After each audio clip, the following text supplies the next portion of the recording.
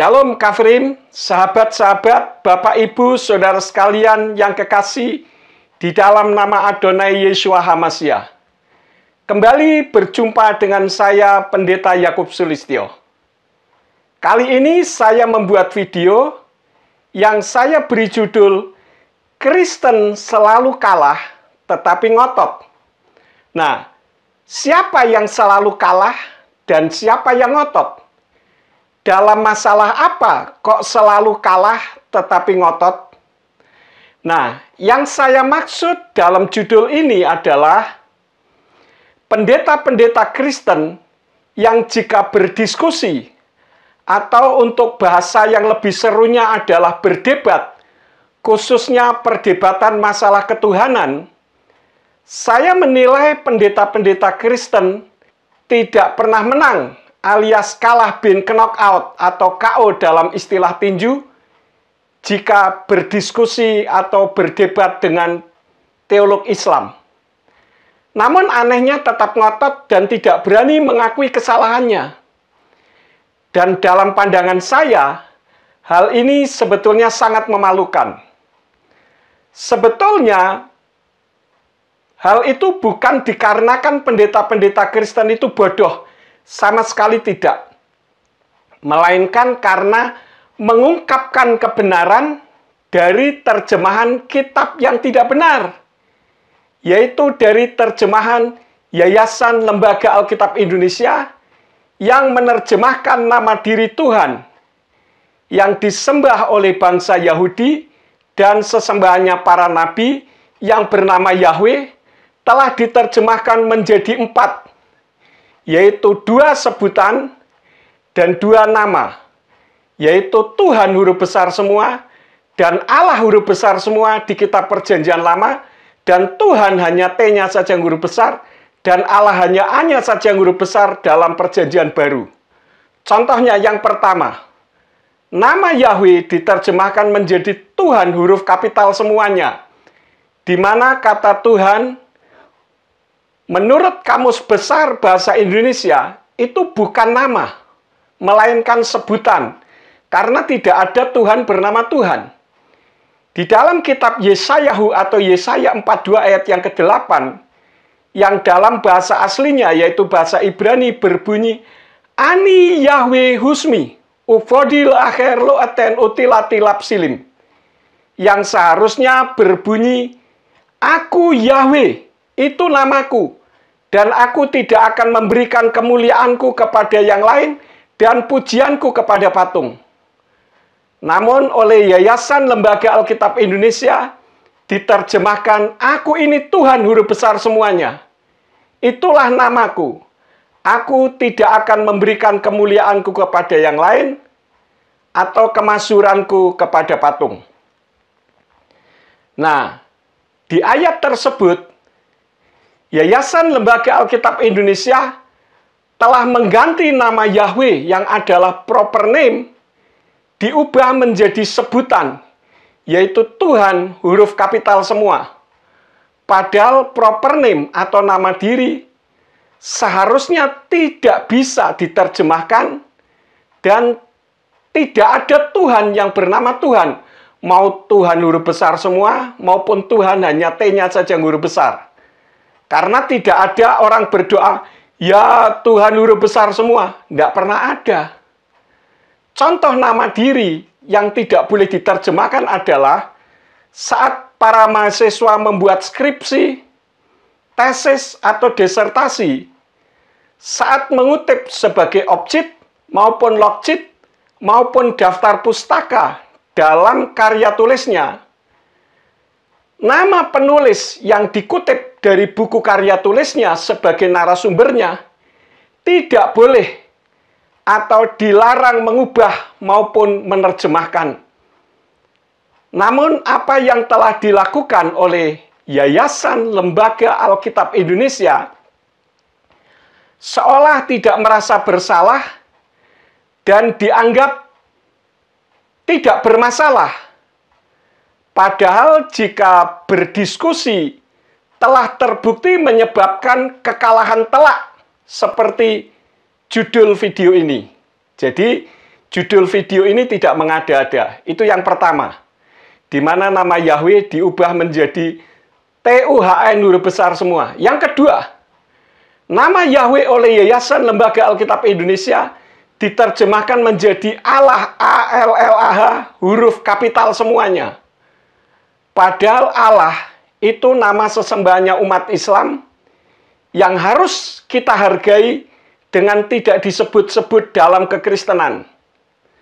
Karena antara Kristen dan Islam memang berbeda, totally different.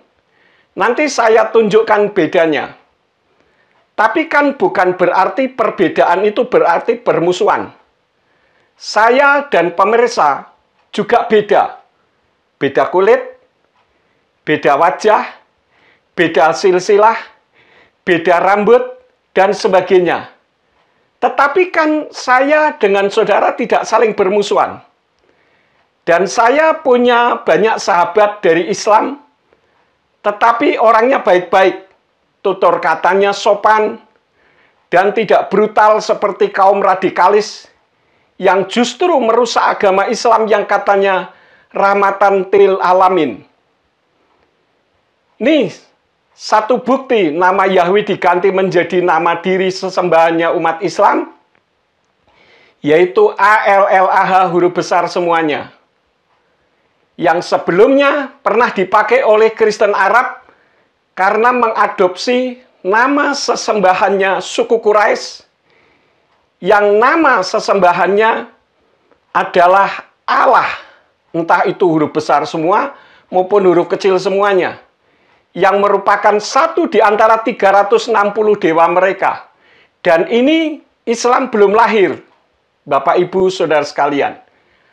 Contohnya, di dalam ayat Kitab Kejadian pasal 15 ayat yang kedua, dalam bahasa Ibrani berbunyi, Wayomer Avram Adonai Yahweh mati tenli wa anoki holek ariri uven mesek beti huda mesek Eliezer. Yang artinya, dan Avram berkata, Ya Tuhan Yahweh, apa yang akan engkau berikan kepadaku, sedangkan aku tidak mempunyai anak, dan ahli waris di rumahku ialah Eliezer orang Damsyik. Jadi di situ disebutkan Tuhan Yahweh. Tetapi Lembaga Alkitab Indonesia menerjemahkannya, Abram menjawab, Ya Tuhan Allah, ALLAH, huruf kapital semua. Apakah yang akan engkau berikan kepadaku? Karena aku akan meninggal dengan tidak mempunyai anak, dan yang akan mewarisi rumahku ialah Eliezer orang Damsyik itu. Nah, di sini nama Yahweh diganti menjadi ALLAH huruf besar semuanya. Itu yang kedua. Yang ketiga, nama Yahweh oleh Yayasan Lembaga Alkitab Indonesia diterjemahkan menjadi Allah hanya saja huruf besar. Padahal dalam kitab Matius 4 ayat yang keempat, yang tertulis dalam kitab berbahasa Ibrani, kalau dibaca berbunyi, Wayaan wayomar katuf, kilo al-halchem, levado yikyeha adam, ki al-kal motsa pi Yahweh. Jadi seharusnya terjemahannya adalah berbunyi sebagai berikut. Namun seraya menanggapi, dia berkata, telah tertulis, bukan oleh roti saja manusia akan hidup, melainkan oleh setiap firman yang keluar melalui mulut Yahweh. Jadi dalam bahasa Ibraninya di situ Yahweh. Namun Yayasan Lembaga Alkitab Indonesia menerjemahkannya sebagai berikut. Dari setiap firman yang keluar dari mulut Allah, hanya saja yang huruf kapital. Itu yang ketiga. Sekarang yang keempat, nama Yahweh diterjemahkan menjadi sebutan, yaitu Tuhan hanya T-nya saja yang huruf besar. Tetapi beda dengan yang pertama. Kalau yang pertama Tuhan huruf besar semuanya, huruf kapital semua. Namun terjemahan nama Yahweh menjadi sebutan yang kedua adalah Tuhan yang hanya huruf T-nya saja yang huruf besar. Huruf T saja yang di awal sebuah kata. Contohnya, di kitab Matius atau Matius pasal 2 ayat 19 yang berbunyi, Wayehi acharei mot horedos wayera malak Yahweh bakalom el Yosef bemitzrayim lemor, yang artinya, dan sesudah Horedos atau Herodes mati, lihatlah, malaikat Yahweh menampakkan diri melalui mimpi kepada Yusuf di Mitsrayim. Seharusnya demikian, atau Yosef di Mitsrayim. Namun Yayasan Lembaga Alkitab Indonesia menerjemahkannya seperti ini. Setelah Herodes mati, nampaklah malaikat Tuhan, hanya T-nya saja yang huruf besar. Padahal di dalam kitab berbahasa Ibrani-nya tadi Yahweh. Kepada Yusuf dalam mimpi di Mesir, katanya.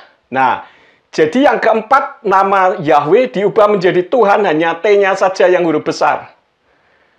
Nah, akibat kesalahan terjemahan tersebut, menyebabkan pendeta-pendeta di Indonesia kebanyakan tidak mengenal nama dan pribadi Yahweh, melainkan lebih mengenal Allah. Sehingga jika berdebat dengan teolog Islam, tidak mungkin menang. Sehingga terasa memalukan. Selalu kalah tetapi ngotot. Saya sudah pernah sampaikan melalui video-video saya yang lalu, bahwa Islam dan Kristen itu benar-benar berbeda secara total. Totally different. Sehingga tidak bisa disama-samakan. Saya akan coba untuk mengulanginya. Yang pertama, nama pencipta langit dan bumi. Islam katakan Allah atau Allah. Itu tertulis dalam Quran surat 2 Al-Baqarah ayat 117. Sedangkan Kristen, pencipta langit dan buminya adalah Yahweh. Di dalam Mazmur 121 ayat yang kedua. Itu tentang nama pencipta langit dan bumi. Surganya pun berubah, beda. Islam katakan surganya banyak bidadari. Dan itu tertulis dalam Quran surat 55 Ar-Rahman ayat 70. Sedangkan Kristen, surga itu tempat mulia yang tidak ada siang atau malam. Di mana Yahweh bertahta di surga. Dan di sana tidak ada bidadari, yang ada malaikat-malaikat. Dan itu tertulis di dalam Wahyu pasal 10 ayat 1, pasal 21 ayat 10, dan sebagainya. Yang ketiga, Isa berbeda dengan Yeshua HaMashiach yang selama ini dikenal dengan nama Yesus Kristus. Pertama, beda silsilah. Quran surat 19 Maryam 28. Di dalam Quran surat 19 Maryam ayat yang ke-28, dikatakan bahwa ibunya Yeshua, itu ibunya Isa ya, itu masih saudaranya Miriam, saudaranya Aharon. Sedangkan di dalam kitab suci Nasrani, Miriam ibunya Yeshua HaMashiach, yang selama ini dikenal dengan Yesus Kristus, itu beda 1500 tahun dengan Miriam saudaranya Aharon. Jadi ini silsilahnya sudah berbeda. Ya. Kemudian tempat lahir. Isa dilahirkan di bawah pohon korma. Dan itu tertulis di dalam Quran surat 19 Maryam ayat yang ke-23. Sedangkan Yeshua yang selama ini dikenal dengan Yesus Kristus, itu lahirnya di Migdal Eder. Ini beda yang kedua. Padahal beda satu saja sudah bukan pribadi yang sama. Kemudian kematiannya. Isa tidak disalib. Di dalam Quran surat 4, An-Nisa ayat 157. Sedangkan Yeshua mati disalib. Tertulis dalam Filipi 2 ayat 7-8. Dan disaksikan oleh banyak orang. Yang keempat, jabatannya terhadap Isa sebagai utusan Allah hanya sebagai nabi saja. Sedangkan Yeshua sebagai juru selamat umat manusia. Sedangkan Isa diajar menulis, diberi hikmat, dan diberi Injil oleh Allah. Sedangkan Yeshua adalah Injil dan hikmat itu sendiri, dan dia adalah juru selamat manusia. Isa diajar menulis, diberi hikmat, dan diberi Injil oleh Allah. Dan itu tertulis di dalam Quran surat 5 Al-Maidah ayat 1. Sedangkan Yeshua HaMasyiah itu hikmat itu sendiri dan Injil atau kabar baik itu sendiri. Yaitu Yahweh yang turun ke bumi dalam wujud seperti manusia. Filipi 2 ayat yang ke-8 di dalam Indonesian Literal Translation diterjemahkan, dan supaya didapati dalam pora seperti manusia. Jadi dia bukan manusia, hanya seperti manusia. Dia sudah merendahkan dirinya sendiri dengan menjadi taat sampai pada kematian. Bahkan kematian di kayu salib.